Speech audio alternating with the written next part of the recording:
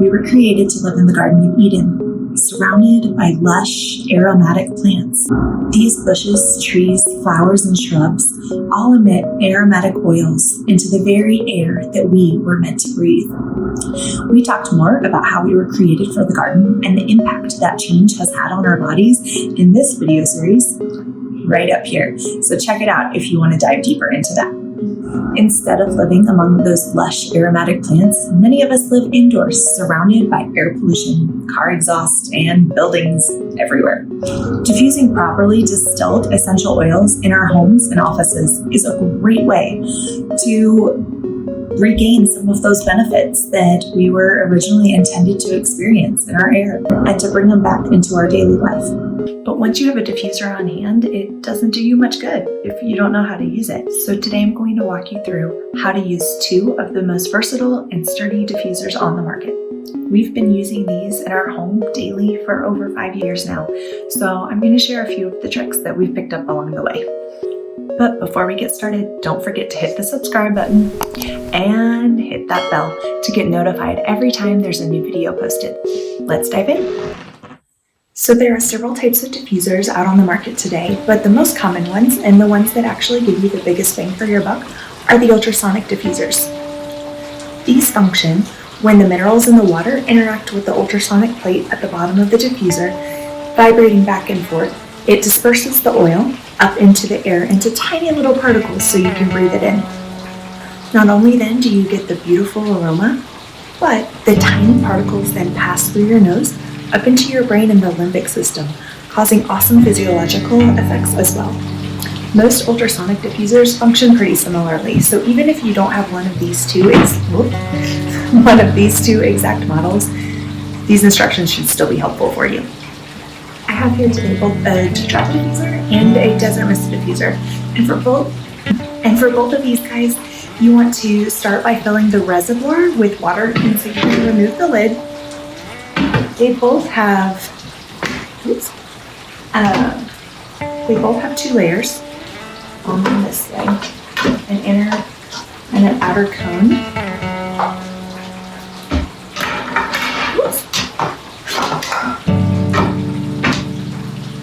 One-handed. I have my pitcher of water in the other hand. And then what you want to look for before you pour the water in is the fill line. So in the dewdrop diffuser, you have a little red dot. You have a little red dot here that indicates the maximum fill line. And then in your dewdrop diffuser, and then in your desert mist diffuser, you have just this little ridge. I don't even know if you can see it. Right here, you can kind of see the oil line, even though I just put in this.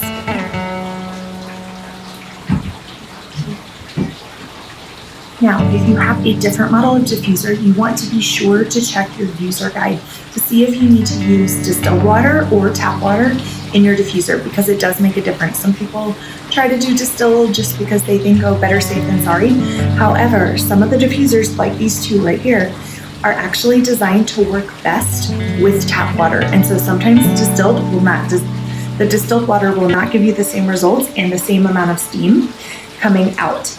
I say steam, cold water steam. It's a mist, not a steam. So it won't give you the same amount of mist coming out of the top. So you want to make sure, because those are designed specifically to use the minerals in the water. And if you have distilled water, then there are no minerals in it. So these both call for regular. This is water straight out of my tap. I like to use a pitcher. I actually use this to fill our diffusers every day. It makes walking around to various rooms super easy in the morning and at night. So you fill to the maximum fill line. I'm going to fill this one too. Both of them operate the same way. You can fill it below the fill line. It doesn't have to go all the way up. So if you're planning to diffuse for a shorter period of time, it's totally fine to fill it underneath. You just don't want to go over the top of it. Make sure you stay underneath. If it's over, it might not turn on. After you have your diffusers filled to the line or below, Then you're going to use your oil of choice. I am going to use some Thieves, everyone's favorite. It smells like fall in a bottle. It is absolutely wonderful, especially if you have a bunch of guests coming over in the winter months. It's great to have going almost non-stop. You just Thieves all over things, and it smells delicious.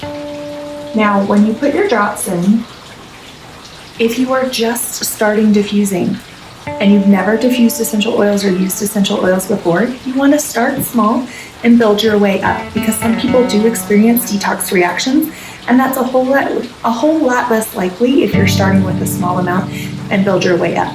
So start with that. Make sure nobody gets headaches. If you're getting a headache, it's not because you have it's not because you're having an allergic reaction to the oil. It's because it's stirring up things within your body and detoxing out. So drink plenty of water, start very small, and you'll notice that over time, that won't be the case anymore. So I put 4 drops in there. If you're just starting, that's a good place to start. We've been diffusing for a very long time. So I'm going to do 6 drops of Thieves, but I'm adding. And don't let what oils you put in your diffuser get overcomplicated. Use what you have. I always say I tend to diffuse like I cook. So I will open multiple bottles and smell them together and see if they smell good. I already know Thieves and orange, it's a great combo. So I did 6 drops of that, so that's 7, 8, 9, 10, 11. I like to do between 10 and 12 drops in our diffusers, depending on the oil that I'm diffusing. There are a few that are a little bit more intense, and so I'll do less with those. So there's a total of 10 to 12 drops in there, orange and Thieves combination. I'm going to take the inner layer onto my desert mist, and you'll notice that hold this over here. You will notice that if you just set it on top and it's not straight, whoops, I messed that up. If you set it on top and it's not straight, it will be kind of cockeyed like this. And if you run it like that, you will get lots of leakage all around the diffuser. So you want to make sure that you twist it until it sits nice and level, just like that.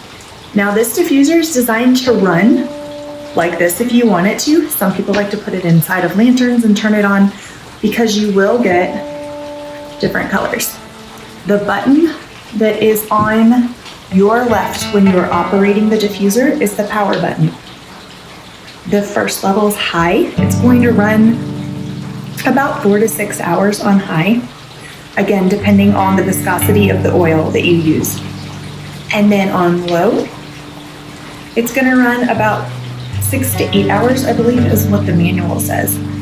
I will tell you, depending on oils, our one at night, when I use clove oil, diffuses all night and then some, usually 10 to 12 hours. There's also an intermittent setting on here that gets you, it says 8 to 10 hours guaranteed. There we go. On there, and then if you hit it again, it turns it off. So you're high, low, intermittent. The button next to it on the other side is the light control. So I'm gonna go ahead before I turn the light on and show you what it's prettier with the lid on. Okay, so there are several different light functions. With the Desert Mist, you have your bright light. This is the one I typically use during the day, just for everyday diffusing. At night, I always use my candle flicker. Who doesn't love a candle flicker? And then you have red. If you have a child who wants to keep a nightlight on at night and you want to use your diffuser as a nightlight, I recommend setting it on the red instead of a blue or a green or a white, because then they will be getting exposure to blue light, being included in white is the blue rays, and that's what can impact the melatonin and sleep cycles. So I would recommend using red if that's the option you're using. Just best it's detecting that it's not flat. So it stopped. But I'll show you all of the lights. You have orange and yellow and green and purple and blue and then fuchsia and then off. And it will continue to run with it off. That's what I usually do. If you want to go quickly there, press and hold it for 3 seconds and it will turn. Let's see if I can get this back on. Okay, there we go. It doesn't like when it's not on a flat surface. So this is kind of counterintuitive. So if you press and hold it 1, 2 to 3 seconds, it turns the light off and you can see the mist is still diffusing. So that's what we do at night. It will auto turn off as soon as the reservoir is empty. However, if you have a light function on, it will continue to run with the light function on. So the mist, once that's done, will stop. The light will stay on until you turn the diffuser off. So if it was functioning as a night light, it would not just auto turn off in the middle of the night. I will say, if you have little ones, the Feather, the Owl Diffuser, which we do not yet have, is my absolute favorite for little ones. And it has the night light option. It's a little bit less light than what this is, but it also has a white noise function on it as well. And then your dewdrop, this is an older model, but the newer ones look exactly like this as far as putting them together. You just put the lid on, it doesn't matter which direction. You'll notice this one has just one button on it. However, the newer models have 2 buttons and all of the exact same features as the Desert Mist. The runtime the same, the light features the same. This one's about 3 to 4 years old. It wasn't as fancy. It had a blue light on, blue light off, on, off feature. That was it. So the newer ones are much prettier. You just want to make sure it's plugged in. If you haven't plugged it in, this one plugs in on the bottom.